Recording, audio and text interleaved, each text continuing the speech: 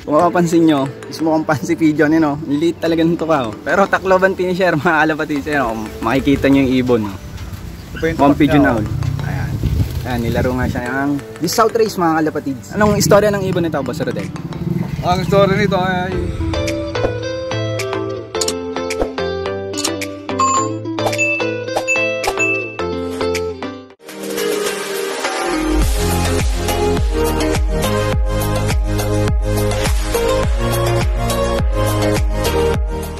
What's up? Welcome back muli mga kalapatids dito sa ating channel. So for today's video mga kalapatids is meron tayong nabisita, isang kalapatids na nagpauwi ng Tacloban. Pinauwi niyang ibon is pigeon owl or fancy pigeon mga kalapatids. So kung gusto niya rin siya makilala at gusto niyo makita yung ibon na pinauwi niya, so tara samahan niyo ako sa video natin for today. Let's go! So ayun mga kalapatids, nandito tayo ngayon sa Sitio Ibaba, Mahas, Los Baños, Laguna. Ito, yung kalapatids natin na binisita natin. Boss, pakilala ka muna sa mga kalapatids natin. Magandang hapon mga kalapatids, ako si Rodel Antican. Nakapagpauwi ng Tacloban. Kailan ka ba nag-umpisa or nahilig mag-alaga ng kalapate? Ako sa pulbata pa ako, may mga ibon na ako kaso hindi ako nangangarera. Mga 2020 yan. 2020? Nagpasukat na ako sa PRL. So paano yung laro mo is ngayon lang? Ngayon lang yun.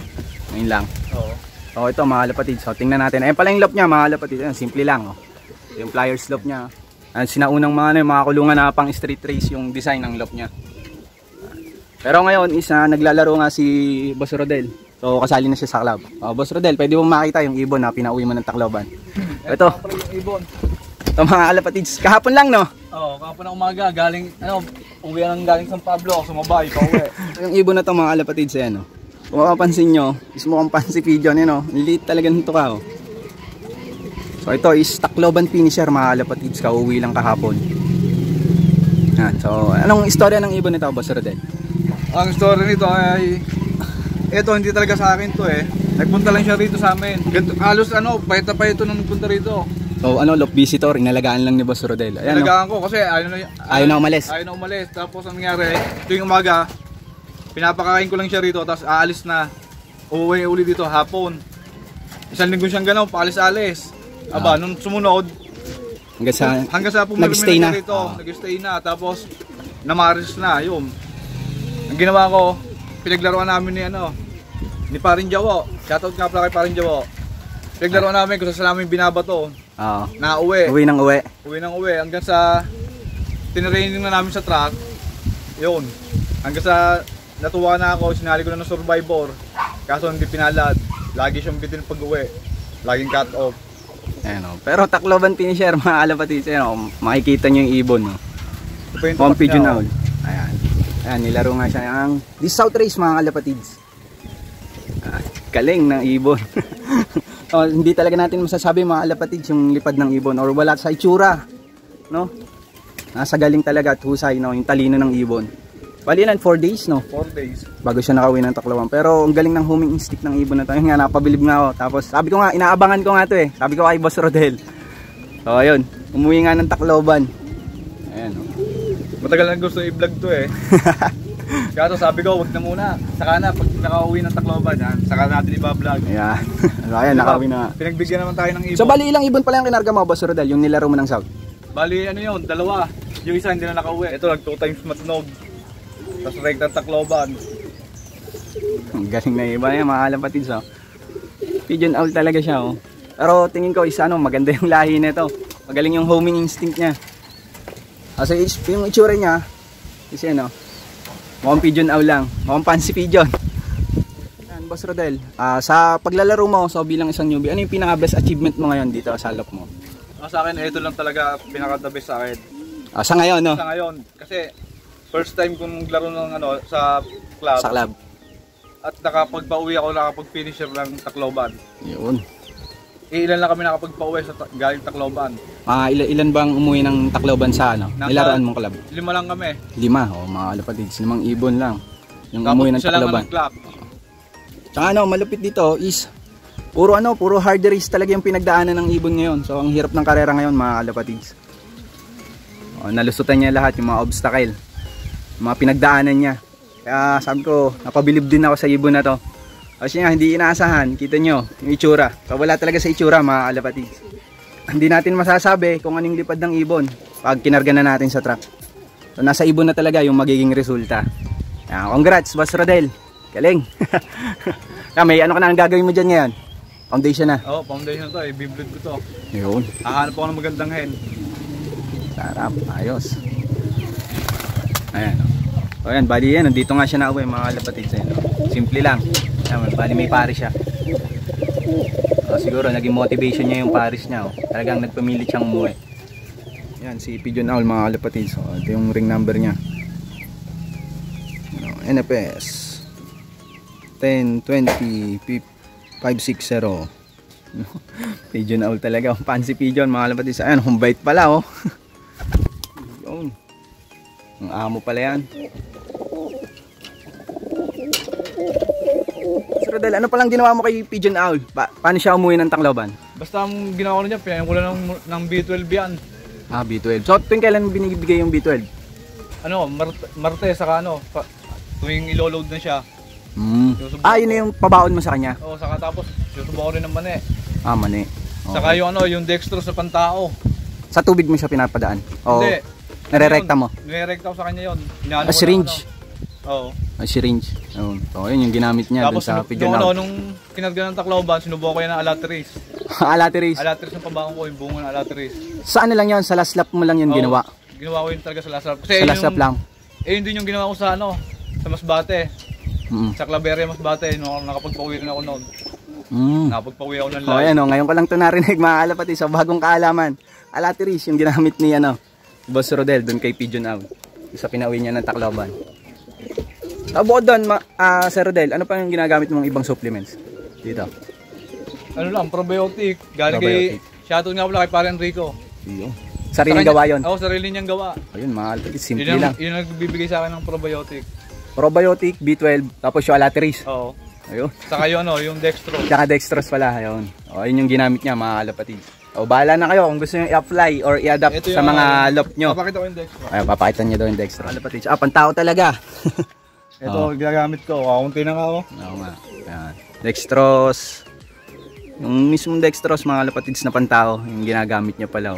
Ito, kaya akong gumamit ito, may nabasa kasi ako ano, kahit hindi kumain ng ibon sa truck, basta makain mo lang tubig, okay lang yun, hindi magugutom. Kumbaga ano siya, sa ano, matagal siya magutom. Oo, diba sa tao, pag nilagyan nito, kahit hindi nakain, diba? Oo.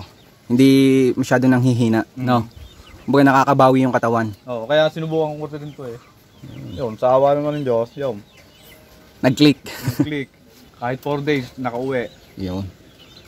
So, ang hirap nga ng karera ngayon, mga kalapatids. So, ano itong mga to? Mga pliers na. Oo. Ito, yung mga kalapatids. So, halo-halo. Halo-halo na daw yan.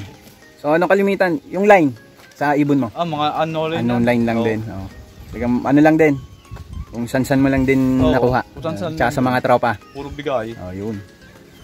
Talagang more on subok. Kumbaga. Ayun, mga ibon niya. Pero ang gaganda, mga kalapatids. So, ayun nga yung loop niya, simple lang. So, ito yung aviary. Ito yung trapdoor, pasukan. Magkadugsong, no? Ayun, meron pa. Dugsong pa sa kabila. Tapos, box perch. Kaya yung halo-halo eh. Nandiyan na rin ng breeder. Ibang breeder dito muna. At tapos ito, panlipad mo. Kasama na rin dyan ng breeder. Kasama na rin, mga kalapatids. Pero, sa ano dapat talaga, isiwalay natin, mga kalapatids, yung breeder. Para pag may umuwi tayong ibon galing sa race, is iwas sakit. Yan. So, dahil nga wala lang din paglagyan si Boss Rodel, yun, sinasama niya na daw dito. Para mapagpag din, no, yung breeder. Sinasama ko rin sa training yung mga yan. Batcher din. Oo, lahat yan. Batcher din pala, ibang breeder. Rito, batcher. Wala akong dyan. Lahat yan, naalpasan ko. Ayun. Din, tinitraining niya rin pala yung ibang breeder dito. Mga batcher niya. Ayan. Ito, may mga painay siya dito. Ayan. Yung mga sinaunang style na natin, yung mga pang street race yan, mahilig sa street race. So ganito yung yung setup ng loop, mga kalapatids. Ayan,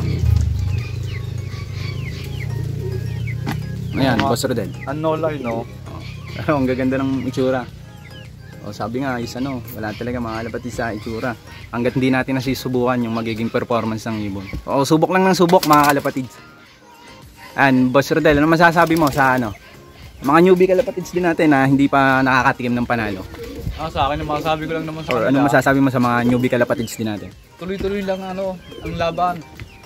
Hanggat hindi natapos. Huwag tayong mawawala ng pag-asa. Oo, mawawala ng pag-asa. Hanggat nawi ang ibon. Karga ng karga, ano? Karga natin na ikarga. Huwag tayo manghinayang na mawalan. Kumbaga, ano, matira matibay, mga Kasi may kalapatids. papalit din naman sa kanila pag nawala. Kaya nga ginagawa ko, karga lahat ng karga.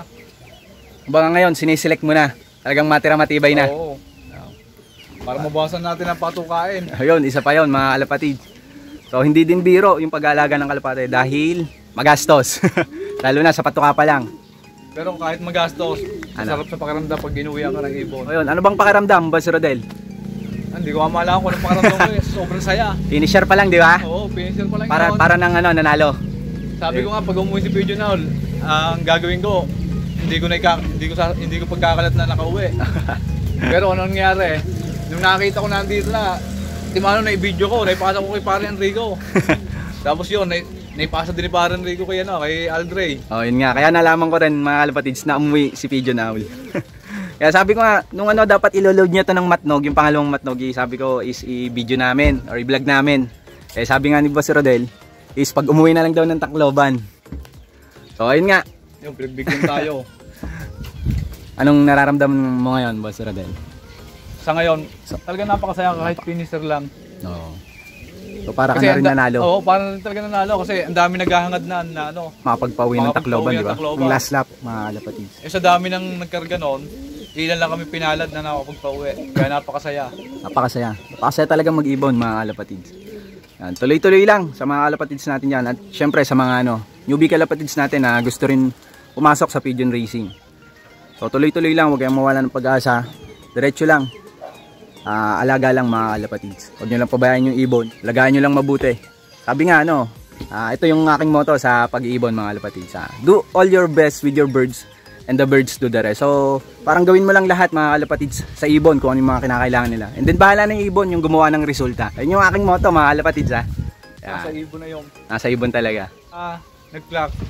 Swerte na pag nag-clock or mga kalapatids. Nakakuha ng pa-premyo. Swerte na yun. Pag papala rin talaga, pag talagang para sa'yo, bibigay talaga sa'yo yun. Yun, binigay sa akin, makapag-finisher ng Tacloban. Diba? Kaya nagpapasalamat ako sa ibon ko. At binigyan ako ng ganom. So ayun, mga kalapatids, maraming salamat muli sa inyong lahat. Lalong-lalo na nga sa mga walang sawang sumusuporta at patuloy na susuporta dito sa ating munting channel. So paano, mga kalapatids, hanggang dito na nga lang yung video natin for today. Maraming salamat muli sa inyong lahat. And syempre sa mga kalapatids natin dyan na ngayon palang napadpad or napadayo dito sa ating munting channel. So huwag mo na rin kalimutan mag-subscribe, i-hit mo na rin yung ating notification bell para lagi kang updated pag meron tayong mga bagong upload kagaya nito. So paano, kalapatids? Keep safe and God bless. And lagi ko ang sinasabi, life is too short, so always be happy. Ingat lagi kung nasan man kayo. Happy flying!